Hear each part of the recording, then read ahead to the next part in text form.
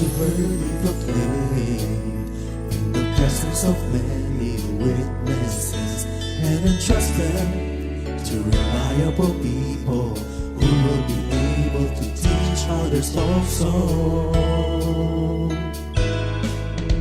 Take the teachings you heard me proclaim in the presence of many witnesses, and entrust them to reliable people who will be able to teach others also.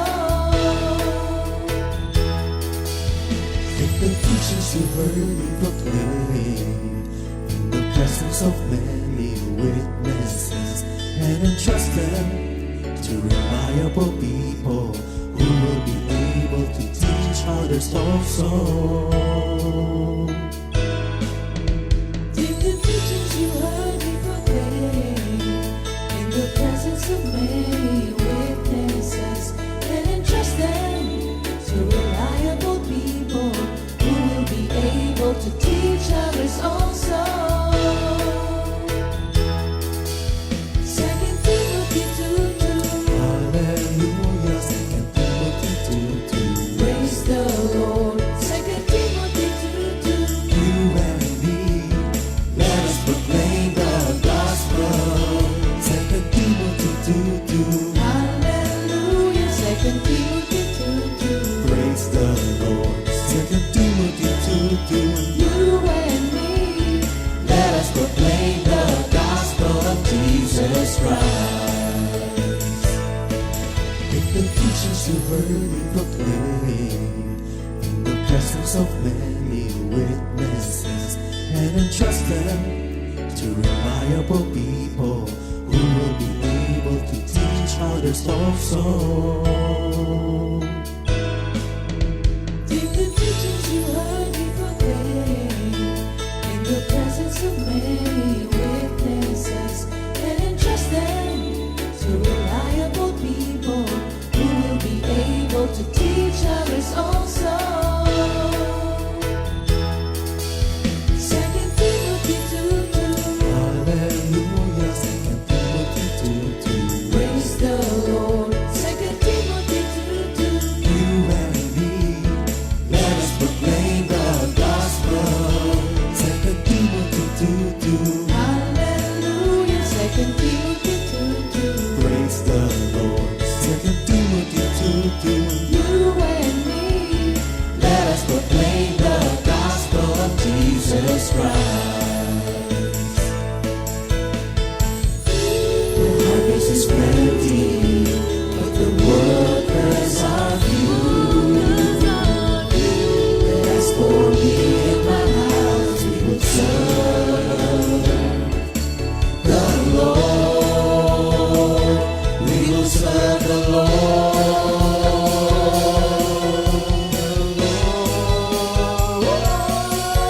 2 Timothy 2:2. Hallelujah. 2 Timothy 2:2. Praise the Lord. 2 Timothy 2:2. You and me, let us proclaim the gospel. 2 Timothy 2:2. Hallelujah. 2 Timothy 2:2. Praise the Lord. 2 Timothy 2:2. You and me, Let us proclaim the gospel of Jesus Christ. 2 Timothy 2:2. Hallelujah. 2 Timothy 2:2. Praise the Lord. 2 Timothy 2:2. You and me, let us proclaim the gospel. 2 Timothy 2:2. Hallelujah. 2 Timothy 2:2. Praise the Lord. 2 Timothy 2:2. You and me, let us proclaim, live up His name, delight in the Lord for His goodness. Let us proclaim, live up His name, delight in the Lord for His goodness. Let us proclaim, live up His name, delight in the Lord for His goodness. And He's God.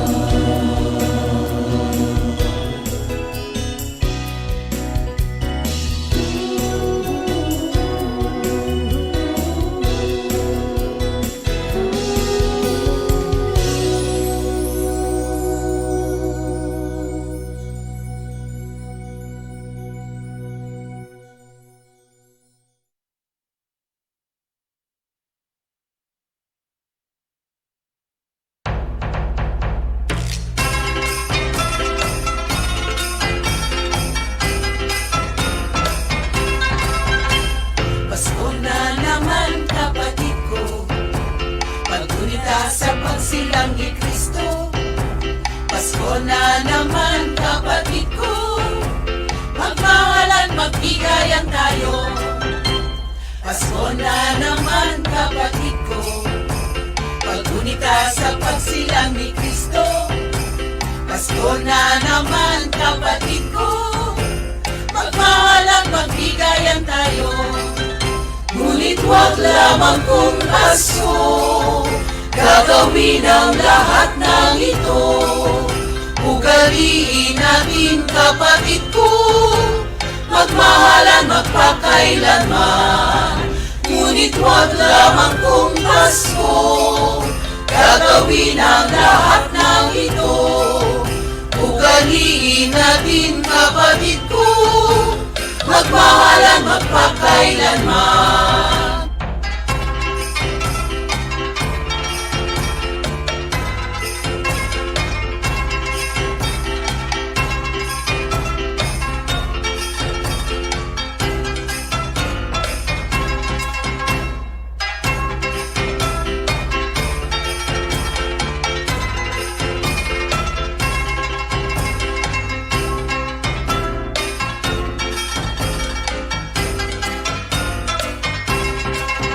Ngunit wag lamang kung Pasko, gagawin ang lahat ng ito. Ugaliin natin kapatid ko, magmahalan, magpakailanman. Ngunit wag lamang kung Pasko, gagawin ang lahat ng ito. Ugaliin natin kapatid ko, magmahalan, magpakailanman. Magmahalan, magpakailanman. Magmahalan, magpakailanman.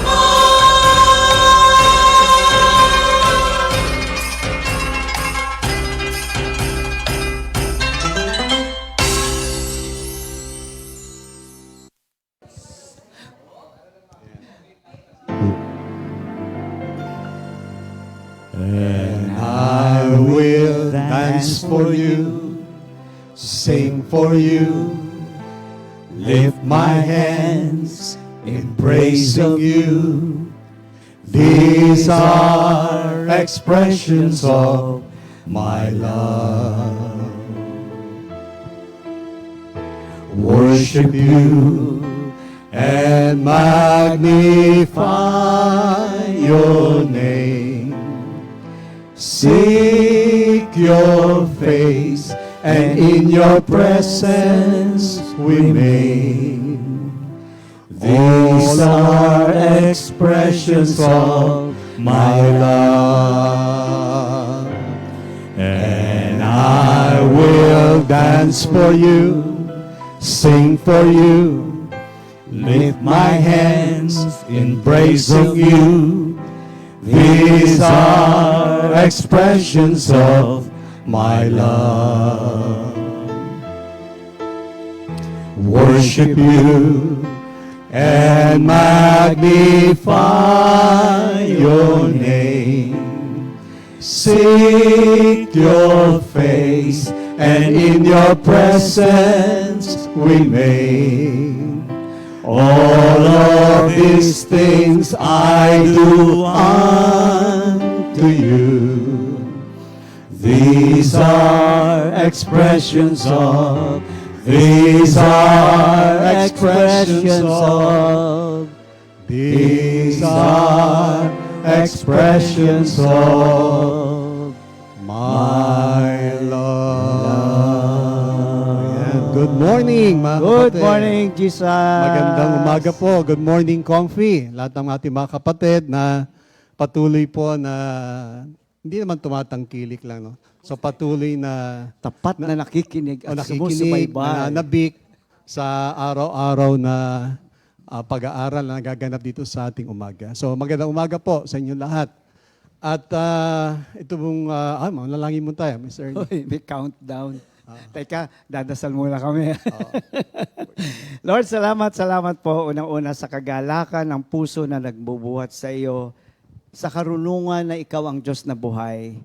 sa katiyakang may kaligtasan ang sino mang nagtitiwala sa iyo at pagpapalang patuloy na dumadaloy sa mga taong tunay na sumasamba sa iyo. Muli sa umagang ito, samahan mo kami sa aming kawalan. Punan mo kami ng iyong kagandahang loob at ng iyong habag upang ang iyong pangalan ay muling maluwalhati sa aming kalagitnaan. Gamitin mo ang iyong dalawang lingkod na narito sa aming kawalan. Kayo po ang kapuspusan ng lahat ng bagay. At sa bawat nakikinig, sa bawat pusong nakatutok, sa bawat isipang handang makatanggap, ang pagpapala ng salita mong ito'y lubos-lubos mong ipagkaloob sa bawat isa. To God be the glory. In Jesus' name we pray. Amen. Thank you, Ayan. Lord. Ayun, So, 43 days. to go. Napakabilis ng Oo panahon. nga. Para bang minamadali, hindi po ba, no? Dahil nasa kalagitnaan na po tayo ng Nobyembre at maya-maya December na. Isang Ang pikit na lang actually, yan. nagpaplano na tayo ng mga fellowship, no? Christmas fellowship na.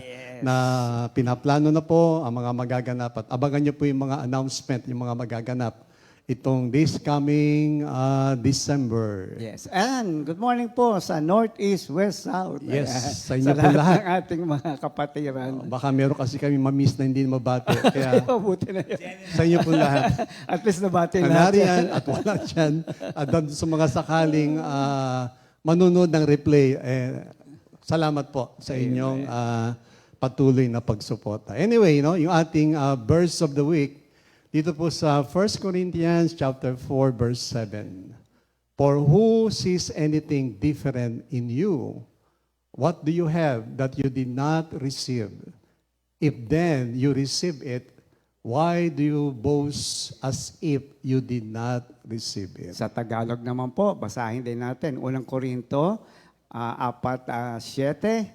Paano kayo nakahihigit sa iba? Hindi ba't lahat ng nasa inyo'y ibinigay lamang sa inyo ng Diyos? Kung gayon, bakit ninyo ipinagyayabang iyon na parang hindi kaloob sa inyo? Ganda, di Amen. ba? Amen. Thank you, Lord. Napaganda ng verse. At kanina yung awitin natin. Actually, hindi po natin original song. Inspiring. Na-inspire lang kami kanina. Kasi po yung topic ngayon ay may kinalaman dun sa awiting yon. So, patuloy naman po no, na binabanggit ang theme ng ating church for this 43 years going to 44 ay commitment to a higher, deeper Christian or spiritual life. Which is a mark of a growing Christian. Yes. That's a mark At of a dun sa ating pag-aaral, well, siguradong maraming mau-offend. No? Mau-offend. Offend in the sense na kasi nga, mag-move tayo forward kumbaga, beyond dun sa foundation at talagang, well, sinabi naman ng scripture, you will know the truth and the truth will set you free. At ang truth ay masakit. Kasi Masakit nga talaga sabi ang mo truth. nakaka-offend kasi hindi naman dahil ino-offend. Oo. Kung hindi, you have to get out of your Yes, comfort in comfort zone. zone. In comfort zone. Na sanay na, ito na lang, okay na ako. Iyon naman talaga ang reality. Di ba? Yun ang reality na kinakailangan maintindihan na talaga natin ano ba talaga ang gustong iparating ng ating Panginoon through the verses or through the scriptures para lalo natin ma-enjoy yung freedom. No? Kasi akala natin para bang release na tayo pero actually marami pa rin na kailangan talagang maalis na. Actually, mas minahal mo ang freedom mo, mas wala kang freedom. Yes. Oo. Kaya kailangan talaga yung freedom na hindi ka na under o subject ng mga kultura o traditions o mga ritual na alam natin na nagbukas na ang Panginoon ng pamamaraan, no? Na the easiest way, and that is we have to simply believe in Christ. You have to accept Him, turn away from the sins, and obey God. That's it. Yun na po yan So anyway, yung nga po, no, yung ating pag-aaral, kami ni Mr. Ernie, ay nagiging topic nga po yung commitment. So bawat, last week pa, nagsimula na po ito. So ang bawat isa nagkakaroon ng kanilang commitment. Para bang, renewal of the vow o kung paano. But anyway, sa akin po kasi, no, si Mr. Ernie po, doon po ako sa Psalm 40 verse 8, sabi doon, I delight to do your will, O Lord, and I keep your teaching in my heart. So ang commitment ko po ay to do the will of God. Which is, ito ata ang pinakamahirap. Sabi ng marami, no? Pero actually, hindi naman po. Doon din po sa 1 Kings chapter 8, verse 61. May your hearts be fully committed to the Lord our God, to live by His decrees and obey His commands as at this time. Yun po ay doing the will of God. Sa 2 Timothy chapter 4 verse 7, sinabi rin ni Paul, I have fought the good fight, I have finished the race, I have kept the faith. So ngayon, i-define muna po natin, ano nga ba itong commitment? Napag-uusapan po kasi po the second week na po ito eh. Tignan natin, ano ba meaning talaga ng commitment? Na mas deeper. No? Minsan, medyo mababaw yung pagkakaintindi natin eh. So we have to go deeper. Ano nga ba talaga ang meaning ng commitment? Para if ever na magko-commit tayo sa ating Panginoon, naintindihan na natin ngayon. Doon po sa Philippians chapter 1, verse 21, sabi po doon, for me to live is Christ and to die is gain. Mamaya babalikan po natin ito.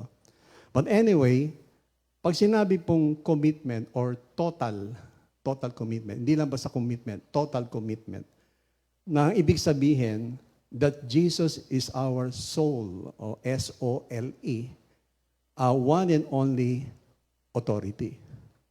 So pag sinabing total commitment, wala tayong ibang susundin kundi ang Panginoon. Hindi mo susundin ang sarili mo, hindi mo susundin ang kahit ano. It's only Christ. At medyo hindi madali po yun.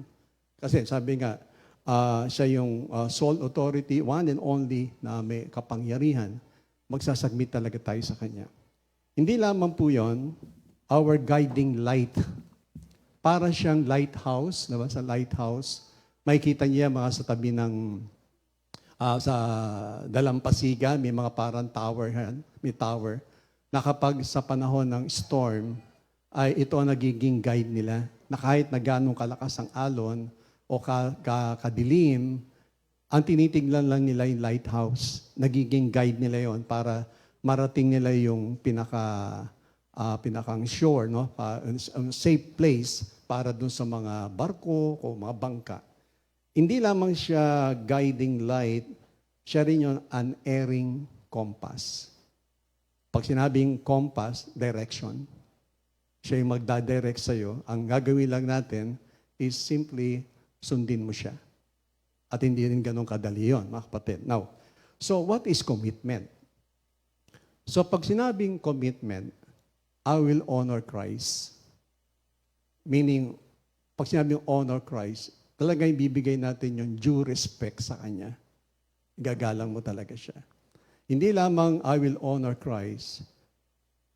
Whatever the pain, whatever the cost, I will obey God's word. Even when that is the hardest thing to do. Yan ang commitment. Mataas po kasi ang demand eh. Lalo pa nag-commit ka sa Panginoon, sa marriage nga, mabigat yun eh. Kaya nga marami mga broken marriages, maaring hindi nila take seriously yung kanilang vow, nakakalimutan. Ulitin ko po. So pag sinabing total commitment, I will obey God's word. Whatever the pain, whatever the cost. Kasi may pain eh. Once you committed Christ, may pain. Hindi pwedeng wala eh. Oo, ano yung pain? Doon sa Matthew 16:24, deny yourself, carry the cross, then follow me. Hindi madali yun, denying yourself. Pag sinabing deny, once and for all, siya ang nakaupo, ikaw bababa. At yung nga po, isang bagay na dapat maunawaan natin. And whatever the cost. Ano yung cost? Ang Luke 14, napakalinaw eh. Sabi doon, if you love your husband, your wife, your children, your parents more than me, you are not fit to be my disciple. Medyo yung bigat ng cost eh, yung demand. Kaya lang, maintindihan natin. Hindi naman sinabing iwanan mo yung pamilya mo. Pero si Lord, alam niya ang heart natin eh. Siya ba ay above o secondary o pangatlo lang. Mataas, kaya nga there's pain, there's cause. Kaya nga sabi, even it's the hardest thing to do, gagawin mo pa rin. And that is commitment, and that is doing the will of God. Sa Luke chapter 22, verse 42, naalala niyo yung prayer ni Lord doon? Sabi niya, if it is possible, O Lord, to take away this cup of suffering, but if it is thy will, let it be done. Alam din naman niya yung pain eh. Alam niya na dahil Diyos siya di ba? Alam niya yung mangyayari. Alam niya yung event. At siguradong dahil siya ay 100% man, nagkaroon siya ng fear na kung pwede lang tanggalin. Sabi niya, pero if it is thy will, let it be done. So, yun po ang commitment, mga kapatid. Kaya nga, hanggat maaari, huwag ka basta-basta mag-commit. Pero, kailangan talaga na mag-commit ka. Pag Kristiyano, hindi pwedeng walang commitment. Oo, hindi pwede wala eh. So, maaaring na-overlook natin to eh. Kaya ngayon, nag-i-struggle. Just imagine for the past 43 years, going to 44, as pinaliwanag naman sa atin ni Sister Rial last Monday, sabi nga maraming tao na tumanda sa church, pero naging plateau yung kanilang growth. Flat lang. Hindi tumaas. So yung ating pong intention na mag-grow tayong lahat. Mag-grow. Ngayon, sa Bible kasi, merong levels of man. Tatlo yan eh. Meron tinatawag the natural man, the carnal man, and the spiritual man. So pag sinabing natural man, ito yung unregenerated. Hindi pa ito nakakatanggap o hindi niya kilala ang Diyos. Maaari kilala niya sa pangalan, pero wala siyang relasyon. So what do you expect? Wala. Talagang malayo sa Diyos eh. Pero yung carnal, parang siyang parang babe in Christ. Pag sinabing babe, parang bata na kailangan alalaya mo pa, samahan mo pa, kailangan subuan mo pa, para bang every now and then kailangan i-remind. Dapat hindi na tayo doon nire-remind eh. Alam mo na yun eh. For the past 43 years, alam na natin kung ano dapat natin gawin, and yet, lagi pa rin nire-remind. So kita mo kagad yung maturity, parang hindi nag-mature. Of course, ang ating ina-aspire yung spiritual man. Ngayon, itong group na ito, these groups are classified by the disciples or the apostles according to their ability to understand. Ito ngayon ang problema. Kaya nagkaroon ng kategoryang ganoon po. Depende ito sa kanilang kakayanan to understand and receive a certain body of truth, which is of things revealed. So, hindi nga pare-pareho eh. Akala lang marami, arang pare-pareho. Pero actually, hindi. Hindi pare-pareho ang level of understanding. Nandito lang eh, head knowledge. Wala rito.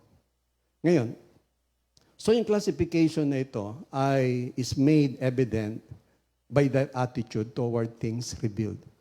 Nakikita ito sa attitude, sa ugali.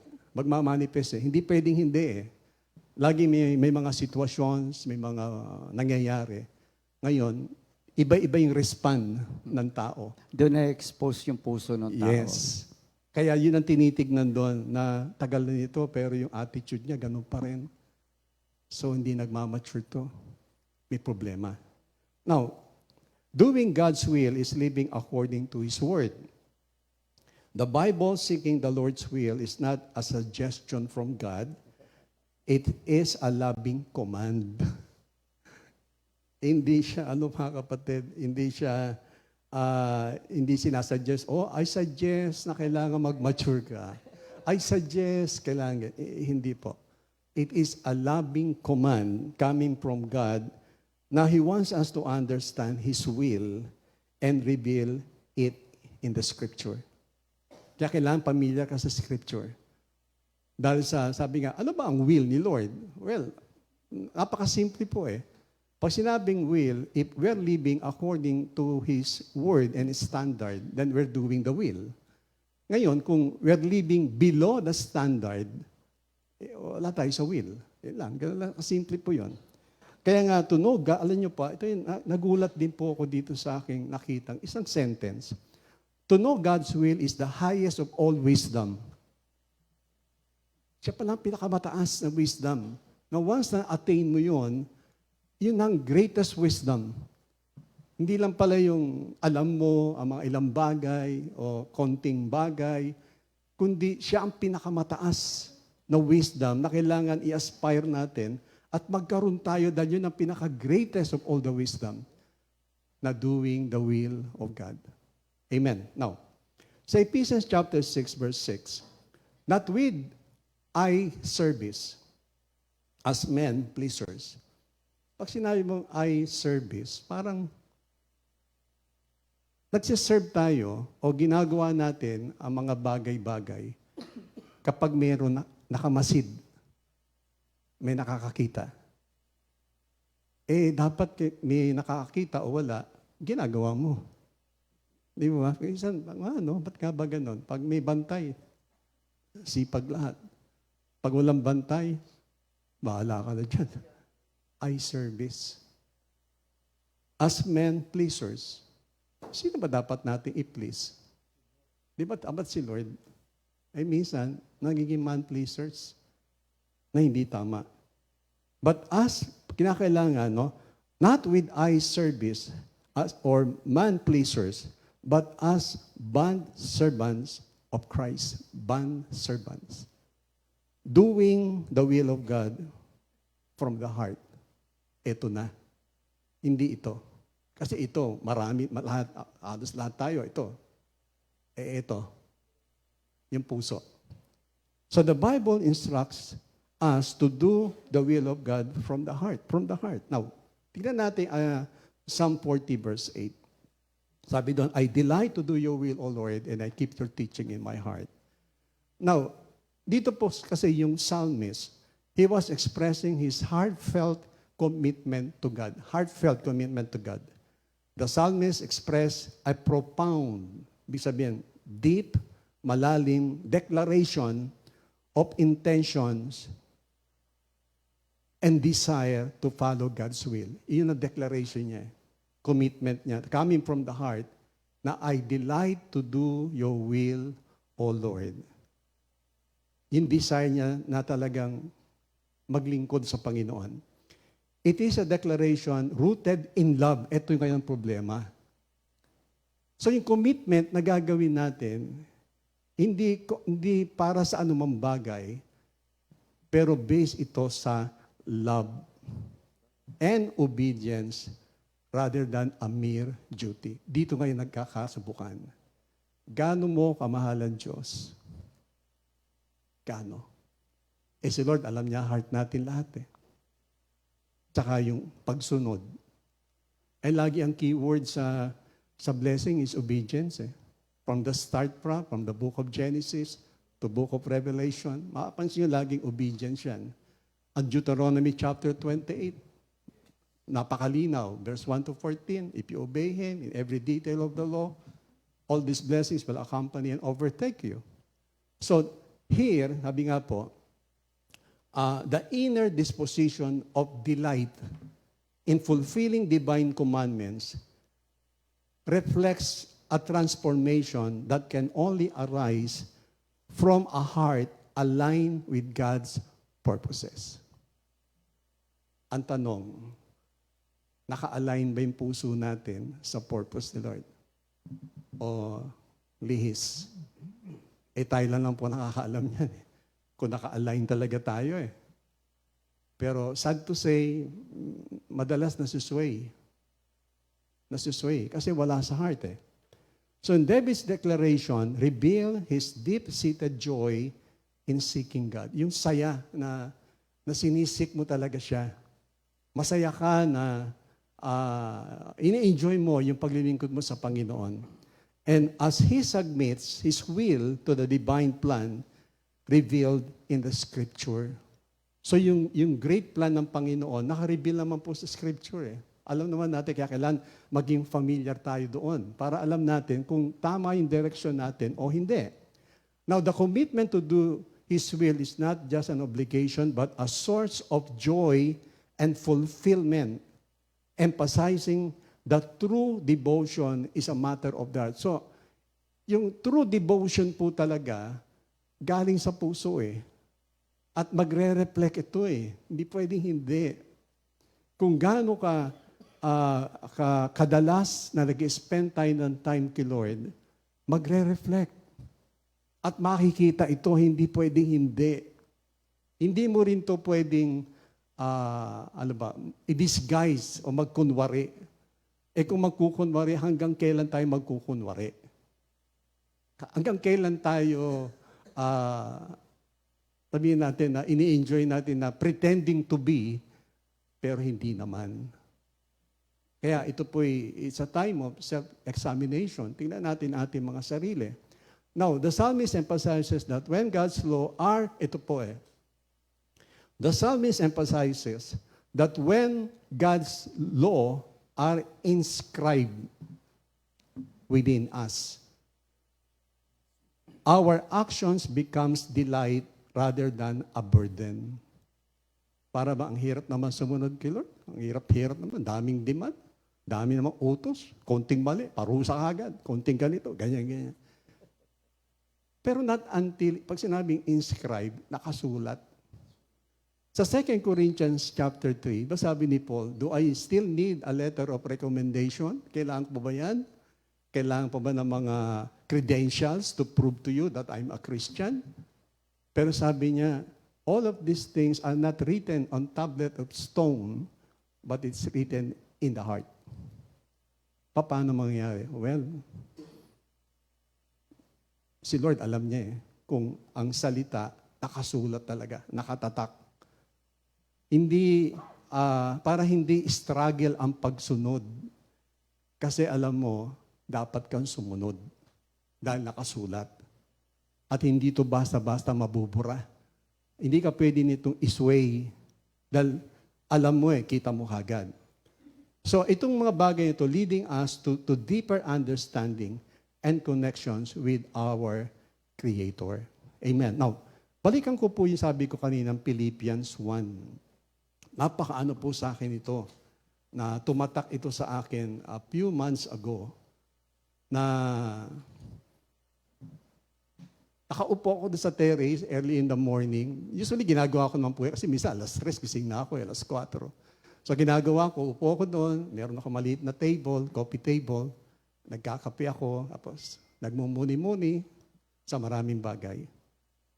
Maraming araw na itong word na, for me to live is Christ and to die is gain. Lagi nasa isip ko to. Ewan kung bakit. Pero, nung naganap yung umagang yun, I believe, 100% believe that God is talking to me nung umagang yun. So ngayon, nilid niya ako na basahin ko yung buo. Kasi hindi ko binabasa ito eh. Ang alam ko lang yung verse 21. Now, let me read to you. Philippians 1, simula sa verse 21. For to me to live is Christ, and to die is gain. But if I am to live in the flesh, this will mean fruitful labor for me. And I do not know which to choose. But I am hard-pressed from both directions, having the desire to depart and be with Christ. For that is the very much better. Yet to remain in the flesh is more necessary for your sake. Convinced of this, I know that I will remain and continue with you, all for your progress and joy in the faith. Nang binasa ko ito, natatawa ako. Alam niyo yung ngisi, na-smile ka, nabi ko, inakausap mo ba ako, Lord? Kasi 4 years ago, nung dumaan ako sa mga bigat na pagsubok, lalo yung midnight yun na mayroong last call sa akin, na sabi ng aking anak, i-revive pa ba ang tita o hindi? Sabi ko, hindi. Kung ano sinit ni Lord, yun na yun. Ang prayer ko, Lord, kunin mo na rin ako. Tapos na naman lahat eh. Tapos na siguro mission ko. At hindi na ako mag-i-enjoy. So, nakatulugan ko po yun. Noong umaga hanggang 5 in the morning, 5:15 exactly. Pagbangon ko, narinig ko yung tawag sa akin ni Linda na, Raph, napatingin ako. Yun ang tawag niya. Hindi man tinatawag na Rappi nun eh. O sabihin natin, pastor, hindi. Raph. Sabi ko, wala ka na. Pero sabi ko, ba't buhay pa ako? Hindi pa talaga. So maraming naganap. Laging sinasabi, Lord, kunin mo na ako, kunin mo na ako, kunin mo na ako. So as days na may lipas, nasa heart ko yun. Alam ni Lord yun. But this time, kinompront niya na ako ngayon. Para bang, sabi kasi ni Paul, di ba, I am hard-pressed of two directions. Pareho na mabuti. At sabi ko, Lord, thank you Lord. Meron na akong assurance na sigurado na ako sa iyo. Pinanghawakan ko to. Alam ko na saan ako pupunta and hindi ako dapat magkaroon ng fear kung dumating man yung time of death. Alam ko saan ako pupunta. Pero, paano ngayon to? Parang sinasabi niya, choose. Pag pinili mo ang death, kukunin kita. But if you choose to live, sabi doon, fruitful labor. Siguro mga ilang segundo yun, nagpe-pray lang ako. Ano kaya? Sabi, this time nag-iisip na ako. Dati hindi, kunin mo na ako. Ngayon, parang nag-isip ako. Well, sabi ko, Lord, kasi ang naging, sa akin po, yung point na piliin kong mabuhay, sabi niya, sa verse 25, convinced of this, I know that I will remain and continue with you all for your progress and joy in the faith. So sabi nga, Lord, I choose to live. Sabi niya ngayon, fruitful labor. At alam niyo ngayon, nagkaroon ng rema sa akin. Itong Isaiah 60, verse 19 to 20, yung John 9, sabi ko, ito pala yung sinasabi mo. Alam niyo yung, di ba, yung opening ng ating anniversary, meron kayong mga konting film, di ba? Ito yung dineclare ko Isaiah 60, no longer be the sun, be your light by day, nor the moon be your light by night. I, the Lord, will be your eternal light. The light of my glory will shine on you. Your grief will come to an end. I, the Lord, will be your eternal light. Sabi ko, ito pala yun. Tapos sa John 9, sabi doon, ito bang sakit ng tao na dahil sa kanyang kasalanan o kasalanan ng kanyang magulang. Sabi doon, it has nothing to do with that, but I just want to show my glory to you. Sabi ko, ito pa rin sinasabi mo na yung the light of my glory will shine on you. So ano ngayon yung fruitful labor? So naano ko ngayon, ano ka ba ibig sabihin ng fruitful labor? So I can also be used para sa mga ibang kapatiran. Paano ba haharapin itong mga trials? Paano ka magiging victorious? Tapos sa Psalm 89, ito rin pala, Lord, sinasabi mo, na yung kaya aking inawit no, Lord, I will always sing of your constant love. I will proclaim your faithfulness forever. Ito pala yun, na hindi ako hinto na mag-proclaim. Sabihin sa mga tao, now how good you are, na gaano ka katapat sa iyong pangako.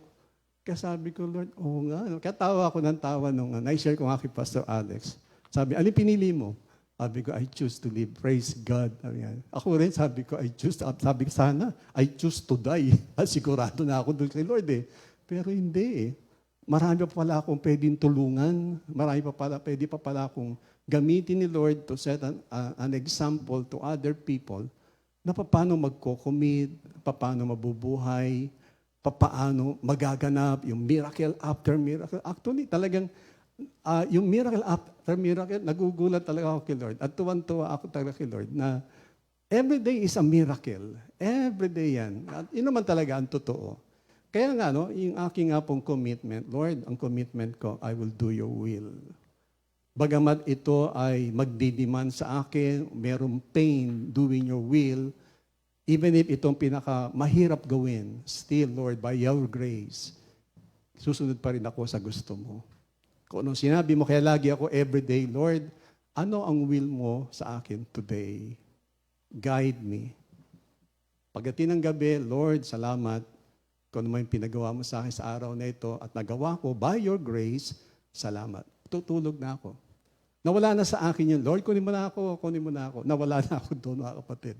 Na doing the will, ang akala ko, I was doing the will of God. Actually, nagiging ano pala ako, masyado kong makasarili. Iniisip ko lang yung sarili ko dahil alam ko parang, okay na ako, Lord, kunin mo na ako. Mali pala. And that is not the will of God. Ang will niya, ang masusunod, mga kapatid. So, huwag natin ipilit ang mga bagay-bagay. Kundi, Lord, kung ano ang will mo, let it be done. Guide mo kami, protektahan mo kami, hanggat sa ikaw ang magseset ng time. At yan time na yan ay iyong will. So, nawa mga kapatid, no? Nakatulong kaming dalawa ni Mr. Ernie, no? Na maintindihan natin itong commitment na gagawin. But anyway, bago tayo magpatuloy, Mr. Ernie, siguro dako na tayo sa Happy birthday. Happy Birthday. Ayan. Baka maiyak lahat. Eh. Ayan, November 12, happy Ayan. birthday to Brother EJ Pangilinan. Yeah. Birthday mo Ayan. pala. Anak ni Stephen. Stephen Kagabi Salvacion. nandito to ah. Oo. Sister Paula. Ay, si Bayan. inaanak, Sister Paula Bial. Nasa Din aboard. Lucky, nasa Canada. Oo. Sister Justin Lombre. Belated. To Sister Maribel Maribel Anaki. Ayan. Okay, Happy birthday Brother- po. Brother Bong.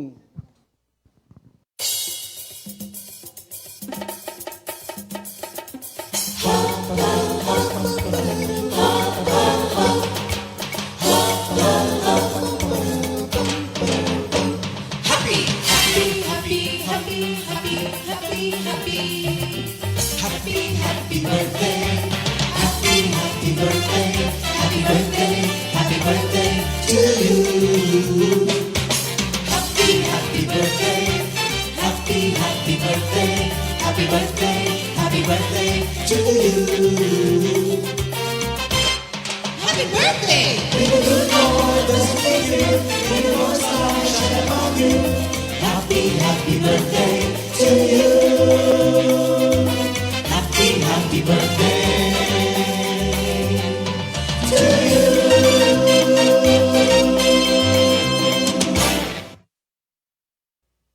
Happy birthday. Happy birthday. Ayan. Announce mo muna po. Yung tungkol sa t-shirt. Ako, modern na. Oh, Ganda eh. order pa lang ako. Order Mahirap, pa lang. no? Don't miss this opportunity to have not only a beautiful shirt, but a beautiful message. Napakaganda po. Ito po ang t-shirt na pinamamahalaan ng mga taga-CSM, no? So, ito po ay comes in black or royal blue. Nakita natin po yung logo. And these are the sizes. So, kayo po ang nakakaalam more or less. Alam nyo kung ano yung komportable sa iyo. No? Hindi Yes, mo kailangang single small dahil fitted ka. Kung ano po yung komportable Siguro sa magandang inyo. ito isuot natin lahat sa ano, no? Christmas fellowship. No? Pwede rin. Oo, tignan Parang natin. kung isang fellowship, blue. Ito, black. Ayan, order and payment, 250. Tsaka mura lang naman, 250, oh. Oo, mura lang Oo, siya. Maganda siya. I'm we- sure maganda material niya, no? Kaya Di ba, order no? na po. Yung mga minister assign, order nyo na yung grupo nyo. Ayan, Para maganda sa Christmas party, itong mga suot. Oh. Oh, pero kailangan may 150 down Siyempre, payment ka kami muna. bayad. Hindi naman libre ito. Kailangan. Pero mura na yan ha, sa 250. Oo, mura yan. Amen. So, ang order po sa CSM teachers or assigned workers in your area, ang release po ng item ay also through the teacher or the assigned worker. Deadline, malapit na. Today is November 17. 17 po. So you have 5 days more, no? Ano ba, Sunday, no? Order na po. Naku, sayang po pag kasi nating Oo. finish or not finish. Sorry, sarado na. Oo, So, maganda nga lahat tayo eh. Maganda nga lahat tayo. Para sa'yo. water baptism sa kay Laway Calo Mendez Outreaches. This will be on November 23, of course, this year, Saturday, 8 a.m. at Joshua Barcelona's Place, Pulo, Kailaway. So be there kung sino po ang mga tinatawag ng Panginoon. Ayan. Okay. Sige, awit muna tayo. Thank you, Awit muna Lord. kami. Trust in the Lord and do good. Live in the land and be safe. Delight yourself in the Lord. He will give the desires of your heart. Trust in the Lord and do good. Live in the land and be safe. Delight yourself in the Lord. He will give the desires of your heart. Hallelujah, the Savior of my soul. Hallelujah, I am blessed by the Lord. Hallelujah, Jehovah Shammah, God is there for me. Commit yourself. Commit yourself to Him. Be still before the Lord. Wait patiently for Him, and you will be sure. Live blessed. Hallelujah, the Savior of my soul. Hallelujah, I am blessed by the Lord. Hallelujah, Jehovah Shammah, God is there for me. God is there for me. God is there for me. Thank you, Miss Ernie. Okay. Maganda nga yung pinag-uusapan natin. Alam mo, habang nagsasalita si Pastor Rafi, yung sinabi nga natin comfort zone. Kasi karaniwan ng Kristiyano, hindi naman ikinasal kay Kristo, nakipag-live-in. Medyo doon tayo iikot. Anyway, ito pong aking take on this one is actually topic ni Sister Ria 2 Mondays ago. If you remember Psalm 25, I was really struck by this. Kasi for me, my commitment is to be totally dependent and totally dominated by God. Meaning, He has to do it for me.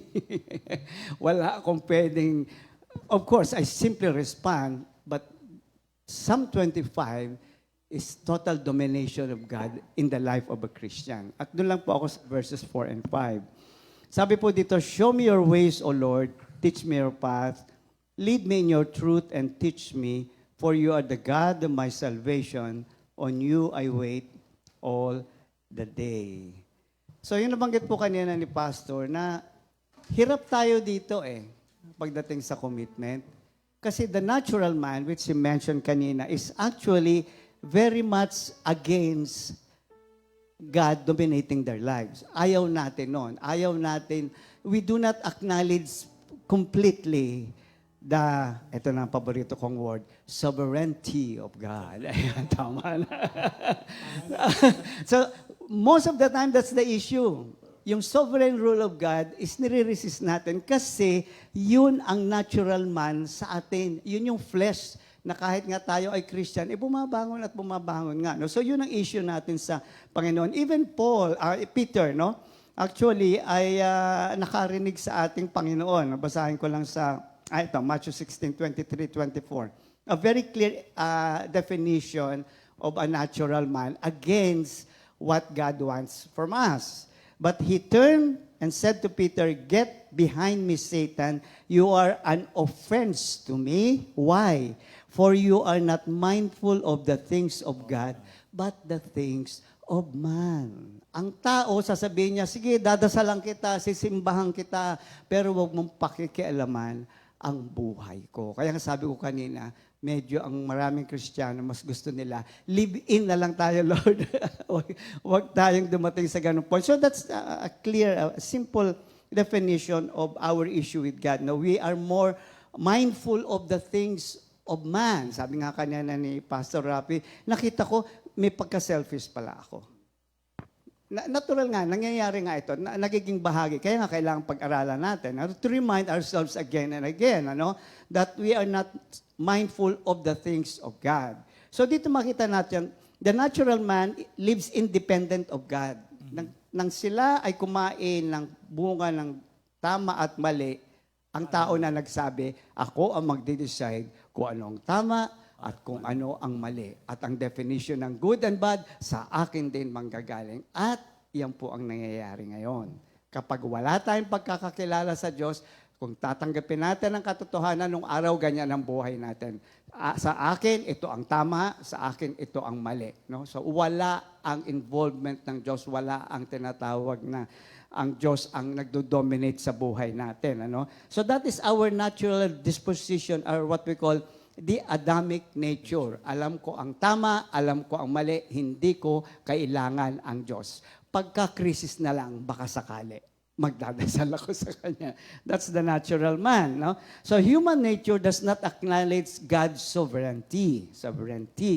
God's absolute right, what is this? God's absolute right to do all things according to His own good pleasure. Not my pleasure, not your pleasure, but God's pleasure to do all things in accordance to His perfect will. Yun ang sinasabi kanina ni Pastor Rafi. Kaya nga, anong definition ng sin? Hindi natin makalimutan ang definition ng sin, which is related to what I have just discussed with you. Doing our own thing. Gagawin ko yung gusto ko. Idadasal ko sa Diyos yan, pero gagawin ko pa rin yung gusto ko. Ano pa yung isang definition ng sin? Missing the mark. Di ba? Yan ang mga, kaya nga very specific ang definition na ito for the natural man. Kaya nga sa Proverbs 16:33 may conflict. The lot is cast into the lap, but its every decision is from the Lord. Hindi natin matanggap yon. Lagi tayo nagre-resist pagdating sa tinatawag na will of God, kung anong gusto niya sa buhay natin, no? Job 42:2, I know that you can do all things, that no purpose of yours can be thwarted. Walang layunin ng Diyos na hindi na mapipigilan. Lahat ito ay mangyayari ayon sa kanyang kalooban. Kaya doon tayo nag-i-struggle. Doon natin narinig, Lord, unfair ka. Lord, ba't ganito? Ayan, no? Kasi nga hindi totally submitted to the sovereign rule of God. Okay? As Christians, the flesh in us still has the tendency, I use the word tendency because we have a choice, still has the tendency to live a life independent of God. Isang clear indication sa mga prayers ng Christian. How many of us can pray, sinasabi mo, your perfect will be done? Ayaw natin yon. We want to play safe. Lord, ito, at ito. Not your perfect will. So doon pa lang, nire-resist mo na at hindi mo binibigyan ng laya ang Diyos na i-dominate yung buhay mo. Na ang commitment mo dapat ay total commitment na kung anong gusto mong mangyari sa buhay ko, na binabagit kanina ni Pastor Rafi, doon ako. Mahirap, yes, pero may pakikita ko sa inyo mamaya. Now, knowing our situation, God commands us to make a commitment. Without a commitment on our part, we are liable to do what we think is good for us. Listen, nagpakasal ka sa asawa mo, well, it's supposed to be a mature relationship, kasi mahal mo siya. Right? Kaya kita pinakasalan, at ayun, di ba tinatanong ni Pastor Rafi, ba't ka nandito? Ba't kayo magpapakasal? Isa lang hinihintay niya sagot, di ba?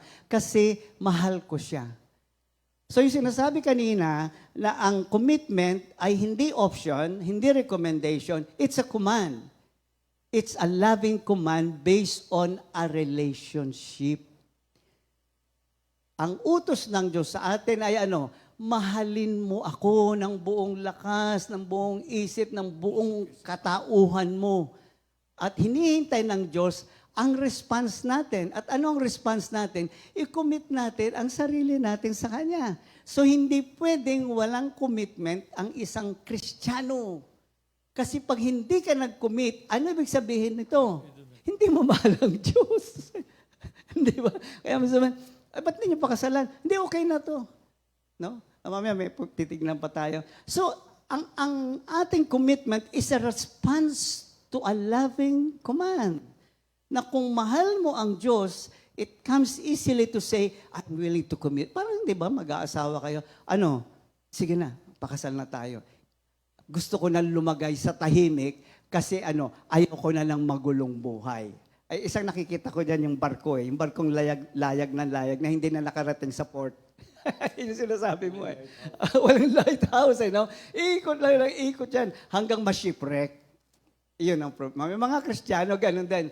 Iniikutan lang nila si Lord, pero wala silang commitment. So ano nangyayari? Sabi nga ni Paul, that's why, ba si Hymenaeus, that's why Hymenaeus' faith was shipwrecked. Kasi hindi nakarating sa daungan kasi wala ngang tinatawag na commitment. So maliwanag po, Mark 12, 30, 31, and Deuteronomy 6, 5, the greatest commandment. It all starts from there. Tulad sa mag-asawa, saan ba nagsimula? Sa kasal. Yung commitment mo sa Kanya, publicly sinabi mo at isinama niyo ang Diyos doon kasi alam niyo hindi niyo kayang gawin mag-isa yun. Pero may commitment. Ngayon, isang definition ng commitment ay hindi magagawa mo kaagad. It's a master. It's something that you pursue on a regular basis, on an habitual basis. Nagkakamali tayo. Nagkukulang tayo sa commitment natin. But that's the meaning of commitment. Hindi yung perfect ka kaagad. Kundi continuously doing what you have committed to God. Ngayon, ito magandang balita. Nasaan na ba yun? Ito muna. Why do people fear commitment? Ayan. Unang-una, they do not want the responsibility and accountability that goes with commitment. Marinig mo, brother, okay naman ako. Wala naman ako problema. Masaya naman ang buhay ko. Okay naman kami ni Lord. Nagbabayad naman ako ng tithes. Yan, sinasabi mo kanina, di ba? Umaate naman ako. Active naman ako sa church. Para bang sinasabi mo, mahal kita, hindi na natin kailangan ng kasal. Ako naman nagpapakain sa iyo. Ako nagbabayad ng renta ng bahay and everything. Ang problema, pwede mo rin sabihin, ayoko na. Ayoko na. That's the problem. Wala nga kasing commitment, no? Ano ba itong tinatawag na commitment, no? A sign of non-commitment is a sign of spiritual immaturity. Ang taong hindi makapag-commit ay isang taong walang maturity, walang deeper walk. In fact, walang respeto dun sa partner mo para hindi mo pakasalan. Wala ring respeto sa Diyos. Tawag ko dyan is taking God lightly, no? Taking Him for granted, no? Ano pa? So, yun ang isa, no? Accountability. Yan. Ano ba itong accountability? The fear of accountability can stem from a fear of judgment. Naku, baka sabihin, yabang naman ni Pastor Rafi kung makapagsalita, we love God. Di ba? So, pwede kang malagay sa judgment. Ano pa, nabanggit nag-uusap kami kahapon ni Brother Jerry. Di ba? Si Daniel, di ba? Committed siya kay Lord. Biglang sinabi ng hari, ito lang ang sasambahin nyo, ito lang dadasalan ninyo. Ha? Ano nangyari? Nakita ng mga inggitero sa kanya. Sinumbong siya. He was judged. You have to go to the lions then. Ayaw natin nun. Ayaw nating malagay sa alanganin bunga ng ating commitment. Isa pa, ito medyo parang maganda. Failure. Lord, hindi ko kaya yan. Wow. No? Actually, natatakot kang mapahiya. And the unknown. Ay, naku, baka anong hingin sa akin yan? Naku, lalo na yung binanggit na, deny yourself. Naku, baka kung ano-ano hingin sa akin yan. Naku, wag na. Kaya sa pag-aasawa, naku, sarap-sarap ng buhay ko. Papasok ako dyan, ang dami kong gasto. So, yun ang fear, no? Ang responsibility kasi, it requires vulnerability and transparency. Ayaw na yung maraming Kristiyano. Ano yung sabihin ng vulnerability? Surrender. Surrender mo lahat. Wala kang ititirang kahit. So pag sinurrender mo lahat, kumbaga lahat ng defense mechanism mo tanggal. Lahat ng rason mo tanggal. Lahat ng rationalization mo tanggal. What you do is you simply surrender before God. And Jesus Christ was the best example. When He became man, He totally surrendered Himself to the will of the Father. And of course, makita natin dito, yung transparency, no? Ano ba ito? Acknowledging who we really are, no? Something that people can easily see through us. Again, the vulnerability and transparency can be seen in Jesus Christ. Ama, pwede bang hindi ko nadaanan ito? Wow! Jesus Christ said, He was showing us what it is to mean by commitment. So sabi ni Lord, Ama, kung pwede, wag natin daanan ito. Pero andun yung surrender, hindi yung gusto ko. Ikaw pa rin. Pero he made Himself vulnerable. No? He made himself, maraming opinion dyan na, ewan ko, na mali ang pagkaka-interpret, no? Tandaan natin, when you don't make a commitment, you're actually in a very dangerous position. Why? Romans 14:12, each person will give an account of themselves to God. Meaning, did you disregard fear of judgment, failure of the unknown? Did you surrender yourself completely to me? Were you transparent before me? Takot tayong ipakita sa tao, minsan kahit sa sarili mo, kung sino ka. True? Ayaw natin kahit sa sarili natin mapahiya tayo. Alam niyo masakit, mas mabuti lang mapahiya ka sa harapan ng Diyos kaysa mapahiya ka sa ibang tao. Darating yun eh. Darating yun. So ito yung sabi ko, Lord, sa'yo na ako mapahiya. Iharap ko sa'yo kung sino talaga si Ernesto. Because that's the only way you can work through me. And that's the only way I can really show my commitment. Ngayon, ito maganda. Alam niyo bang pag nag-commit ka kay Lord, may guarantee? Di ba, baka hindi ko magawa, baka ito, sa Tagalog na lang para mabilis. 2 Timothy 1:12. Gustong-gusto ko to, doon sa mga hindi pa nagko-commit, okay? Yung totoong commitment, ha? English muna, sige. That is why I am suffering as I am. Yet this is no cause for shame, because I know whom I have believed, and I am convinced that He is able to guard what I have entrusted to Him until that day. Sa Tagalog. Para sa magandang balitang ito, ako'y itinalagang mangangaral, apostol at guro, at yan ang dahilan kaya ako nagdurusa ng ganito. Yun yung sabi mo na, naku, dadanas ako ng ganito. Naintindihan ni Paul. Committed siya eh. Sabi niya, oo. Talagang kailangan dumaan ako dito. And that one way also of pain is to purify us. Ang dami nating ilusyon. Kahit Kristiyano ka na, marami kang ilusyon sa buhay. Lahat tayo. So kailangan mawala yung ilusyon na yun through pain. Again, C.S. Lewis, pain is the best teacher. Okay, ito maganda. Alam niya yon. Ngunit hindi ako nahihiya. Ano ibig sabihin nito? Hindi ako mapapahiya. Doon sa commitment na ginawa ko sa Diyos, hindi ako mapapahiya. Bakit? Sapagkat kilala ko ang aking sinasampalatayanan. There's the key. If you have a loving relationship with God, then God reveals more of Himself to you, and God reveals more of yourself to Him. Nakikilala mo ang sarili mo, abay close kayo. Di ba? So, kilala ko ang pinagkatiwalaan ko ng commitment. Eto na. At natitiyak kong maiingatan niya hanggang sa huling araw ang ipinagkatiwala ko sa Kanya. Yung commitment ko, ipinagkakatiwala ko sa iyo. Kasi kilala ko rin ang sarili ko. Hindi ko kayang gampanan yan on my own. Kaya nga, if we are faithless, God remains faithful. So ano sinasabi ni Paul? Yung commitment ko, siya mag-aalaga, siya magpapalago, siya mag-nurture, siya magpoprotekta. Kaya sigurado ako na sa commitment, mangyayari yan. Kasi sa Kanya ko ipinagkatiwala, hindi sa akin. And that's the beautiful thing about our relationship with God. Siya pa rin. All we are doing is simply responding to that love. Kaya nga, ang bottom line talaga is love eh. It's all about love. And that love will emanate from your relationship with God to other people. Hindi ka mag-i-struggle na mahalin ng ibang tao. Hindi ka mag-i-struggle na patawarin ng ibang tao because that's the result of a loving relationship. You get me? Mahalagang makita natin yun na what am I saying is this, walang manggagaling sa atin. Sa Diyos lahat. We are simply responding to the graces and mercies that He has given to us. Okay? So dito makikita natin itong Psalm 25, 4-5 is a picture of surrender, vulnerability, transparency, transparency. No? So, andito lahat to. No? Umpisahan ko na sa verse 4a. Show me your ways, O Lord, and cause or allow, pag sinabing show, cause or allow to be seen, to cause a person to see. Marami tayong nakikita.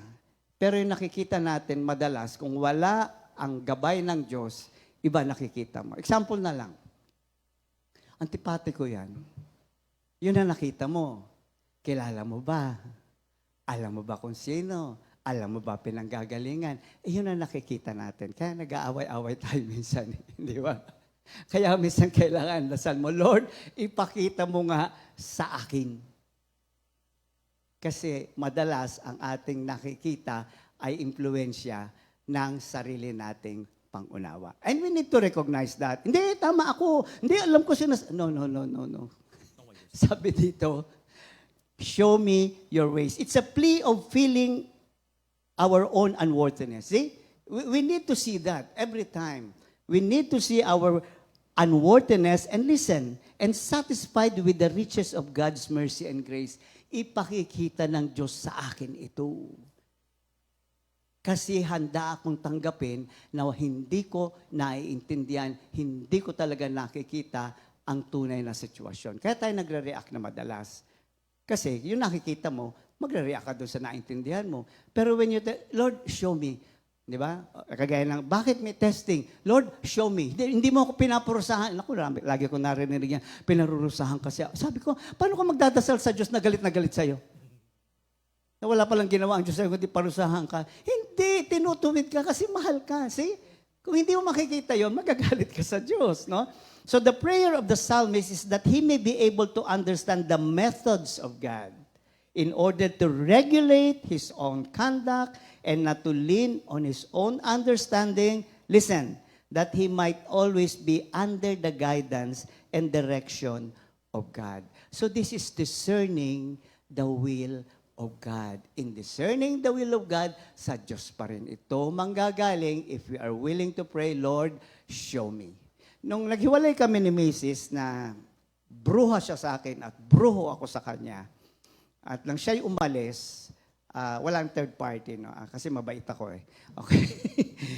Ang dasal ko ay ito, Lord, kung ako lang, ayoko na. Kung siya lang, ayaw na niya. Pero ang prayer ko ay ito, pero hindi ko isasara ang puso ko sa pwede mong gawin. I was angry at the time, she was angry at that time, we didn't have anything planned for the future, but because of ito na nga, yung loving relationship mo sa Diyos na, yung mercy, the riches of God's grace and mercy na, okay, wala na, zero na to. Pero ikaw may magagawa, binubuksan ko ang puso ko sa iyo doon.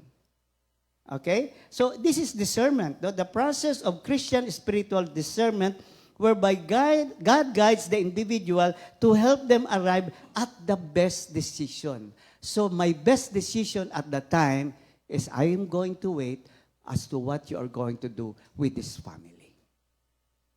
See? So, discerning takes time. But you need to wait upon the Lord and you need to see the riches of God and your nothingness. So, masyadong very clear yung comparison, di ba? Wala sa mayaman. At hanggang yun ang ating pananaw sa buhay, we will actually be able to discern. It is the ability to separate good from evil. So, hindi na ito yung knowledge of good and evil, no? It is now God telling you what is really true, what is really good. Sa Romans 12:2, gusto ko yun, so that you may know what is that good. See? Di ba? So that you may know what is that good. Hindi natin alam kung ano mabuti para sa atin eh. But if there's a transformation of the change of mind, we will come to discover, we will be able to discern what is really that is good, not based on the fruit of the knowledge of good and evil, but now based on the wisdom of God. Okay? Falsehood from truth. Wisdom from foolishness. Okay, so number 1 po yan. Sa verse 4b, teach me your path. So sabi niya, pakita mo sa akin. Sabi natin, total dependence. Okay, pinakita mo sa akin, turuan mo ako ngayon. Hindi ako assuming. O sige Lord, ako na. Didiskartehan ko na walang ganon. No? Teach me your path. It speaks of a journey. Path eh. So kailangan, alam mo na ang ating buhay is a continuous journey. Ngayon, sa ating paglalakad, let us not assume sa ating buhay Kristiyano na alam ko yung direksyon ng buhay ko. Kahit na sinabi niya, ito ang will ko. Gagaya namin, nag-full-time kami. Di ba? Aba, hindi naman smooth sailing yung full-time namin sa akin for 38 years. Hindi. Eh kung hindi ko hihingin yung turuan mo ko sa araw-araw, anong gagawin ko? Bigyan mo akong direksyon. Okay? There will always be challenges and obstacles along the way, and we cannot, listen, we cannot navigate alone for we have no idea of our future. Plano ka ng plano, hindi mo alam mangyayari bukas. Siya alam niya, kaya sabi, turuan mo ako. Para yung direksyon puntahan ko do, swak para bukas. Alam mo yun? Kailangan mag-swak yun eh. Kasi kung hindi, magkakaroon kayong conflict ni Lord, no? So we cannot navigate alone for we have no idea of our future. The prayer is an expressive desire to be holy under God's direction. Hindi lang yon. Pleasing Him. Yung sinasabi kanina na, duty, di gawin. No. In a loving relationship, I am doing this because I want to please you. Hindi ko ginagawa nung araw to, kaya gusto ko i-share. Nakalimutan ko yung vitamins na padala kay Mrs. Actually, pwede mo sabihin next week. Si Bong maaga umalis. Papadala ko sana sa kanya. Sabi niya, hindi ba? Sige, next week na lang. Pero you want to express that kind of love. So pumunta ako doon. It's no big deal, no? Ba naman yun. Pero yung point na, hindi mo na kailangan pumunta, pwede naman, gagawin mo, why? These are expressions of my love. Hindi sa malalaking bagay, kundi sa maliliit na bagay na kung wala ang Kristo sa akin, ay good luck, Ernesto. Kung may asawa ka pa. Because I accept my nothingness. Wala akong issue doon na sabihin nyo na gusto nyo sabihin sa akin, tatanggapin ko. Kasi ang kailangan ko ay ma-realize, kailangan ko ang Diyos. Hanggat hindi natin nakikita yon, gagawa tayo ng sarili nating pamamaraan. No? To be under God's direction, pleasing Him, and the grace, listen, the grace to enable the psalmist to walk more closely and constantly in them. Na hindi ako malayo doon sa pinagagawa mo sa akin. Okay? Deuteronomy 5:33, you shall walk in all the ways with the Lord your God has commanded you that you may live. Hindi ko na ano yun, pero intindihin natin yun. That you may live and that it may be well with you. There's the promise. That you may prolong your days. There's the promise in the land which you shall possess. It's a dynamics of a loving person to another person. And it's something, and God is saying in Deuteronomy 5:33, yan ang mangyayari sa buhay mo. Abay, ba't hindi ko gusto yan? Magkukumit ako. Hindi dahil sa kung ano paman, kundi napakaganda ng sinasabi sa atin ng Diyos kung tayo ay totoong nag-commit sa Kanya. Psalm 119:105, your word is a lamp unto my feet and a light to my path. Siguro sa tigas ng ulo ko, hindi ako makuha ng Diyos sa Bible. Kaya nung nasa Greenbelt ako, lagi ko kasi, mag-full-time. Ayoko mag-full-time. Sabi ko, ang bahay ko hindi bayad. Ang dami naming utang. May sanggol pa ako. Ba't ako mag-full-time? Siguro nainis na si Lord. Kasi pag narinig ko yung mag-full-time ka, may dala akong pocketbook. Huwag ko lang marinig. Okay. Kahit nga nanonood akong TV, sabi ng actor, mag-full-time ka. Kaya nakakainis eh. So finally, sabi ko, ayoko ho. Nasa kotse ako. Sabi niya, tumingin ka sa taas. Sabi ko, ano na naman kaya ito? Pagtingin ko sa taas, nakita ko yung Greenbelt na pininturahan lahat, yung lalo na yung Makati Supermart. Pininturahan lahat, maliban sa Ladies' Choice doon sa dulo. Pininturahan lahat yung advertisement ng Ladies' Choice, except na natira doon. You've got to be the best. Hindi sinasabing ito, oy, ikaw ang pinakamagaling na Hindi. You've got to be the best person that I have planned for you before the foundation of the world. Yung nang kumambisi sa akin. At nangyari sa akin yan for the last 38 years and still happening to me. That's why at my age, at 72, I'm still excited of what God is going to do in my life. Because there is the Word. Yung sinasabi mo kanina. Naroon eh. Kaya makikita natin dito, finally, no? Guide me in your truth and teach me. To guide is to accompany, to escort, and to train. Sobra naman to.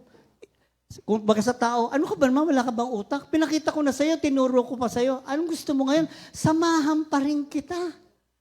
Yun ang total dominion of God. Samahan mo ako. Okay? So, it's an expression of intimacy and humility. Hindi mo sasabihin sa Diyos yan kung hindi mo siya kilala eh. Alam niyo kung sino nagsabi niyan? Moses, the humblest man that walked the face of the earth. And he has such intimacy with God. Ano sabi niya? Pag hindi niyo ako sinamahan, hindi kayo sumama sa amin, hindi kami pupunta. Katapang na mama. Kung hindi mo siya kilala, sasabihin mo mayabang siya. Pero alam natin, this is because of what? Of a humble attitude na binanggit kanina. And what is this? Intimacy. Hindi mo sasabihin sa isang taong hindi mo kilala eh. Exodus 33:5. Then he said to him, if your presence that does not go with us, do not bring us up from here. For how will it be known? Ito ang ganda eh. Ang ganda ng katwiran ni Moses. For how will it be known that your people and I have found grace in your sight, except you go with... paano malalaman ng taong kasama ka namin? Paano ka maluluwalhati? Paano namin masasama? Ayan ang Diyos namin. Yan naman. Kung di mo kami sasamahan. Galing, no? Mahasaludo ka sa mamang to eh. So shall we separate your people and I from all the people who are upon the face of the earth. Makita nila ano ang kalagayan ng isang tinawag at pinili ng Diyos. He was going through difficulties. Ang titigas ng ulo ng mga taong yun. Pero nakafocus siya. Ano sabi niya? Pag di mo kami sinamahan, paano maluluwalhati pangalan mo sa amin? Paano nila malalaman ng iba ang buhay ng isang taong itinalaga ang buhay sa Panginoon? And in all of this, ang tawag ko dyan, 3-in-1 eh, parang kape. Yung tatlong nabanggit. But this is what? Enveloped by one. Wait upon you day and night. Alam niyo ibig sabihin nito? Someone who has a relationship with God. What does this mean? Okay, pinakita mo sa akin, tinuturoan mo ako, sinasamahan mo ako, pero isang hinahanap ko. Sa lahat ng ito, sinisigurado ko, naroon ang presensya mo. So this is experiencing this is something that we need to practice every day. It's more than prayer. It's heart to heart. Pagka may relasyon ka sa tao, hindi mo kailangang magsalita. Tinginan pa lang nagkaintindihan na kayo. And the same case with the relationship. Pag gusto mo ang tao, mahal mo, nangungulila ka. Gusto mong marinig, gusto mong maalala, gusto mong, although kami nga ni Mrs. medyo ang tawag doon, yung love affair namin, gano'n, meron na kaming arrangement tungkol doon. Pero hindi kami magtawagan, hindi pwedeng, oy, kumusta? Hindi pwedeng sabihin yung dapat, pag may nararamdaman yan, oy, tatawag. Why? Because mahal mo eh. Mahal mo. So lagi mong inaalala. At yun, while waiting, you are there enjoying, yung sinasabi nga ni Pastor Rafi, enjoying the presence, enjoying your service. Why? Because you are working in a very dynamic, loving relationship. So finally, ano ang secret? Ito, pwede tayo magbigay. Paano mag-develop ng secret, ng intimate relationship with God? 1, 2, 3, 4, 5. Hindi, isa lang. Siya na nagbigay. Jeremiah 29:13. And you will seek me and find me when you search me with all your heart. So that's the only thing that we do. Ano man ang problema mo, sama mo ang Diyos. Ano man dinadaanan mo, kausapin mo ang Diyos. Ano man ang iyong kahinaan, humugot ka sa Diyos. That's Matthew 6:33, which is the simplest equation to be blessed. Hanapin mo ako, pagharian kita. Pag sumakitan mo ang pagharian kita. Ano sabi niya? Sagot na kita. Sagot na kita. Ako na bahala sa'yo. Pero isa lang gagawin mo, you seek me. All your life, every moment of your life, every second of your life, every minute of your life, seek only me, and I will reveal more and more and more of myself to you. So at the end of the day, sino ang gumawa? To God be the glory. Diyos pa rin. In Jesus' name, Amen. Thank you, Lord. Hayaan niyo pong ulitin ko yung meaning ng total commitment, mga kapatid. Ha? So pag sinabi total commitment, means that Jesus is our sole authority, our guiding light, and our unerring compass. Total commitment, I will honor Christ. Whatever the pain, whatever the cost, I will obey God's word, even when that is the hardest thing to do. Amen. So mag-e-end po kami sa repeat new song of the week. Jesus Christ, our Messiah, composed by Sister Connie Caudilla. So magandang umaga po sa inyo, Good mga morning kapatid. po. See you again bukas sa ating Bible study. Yes. God bless you. God bless.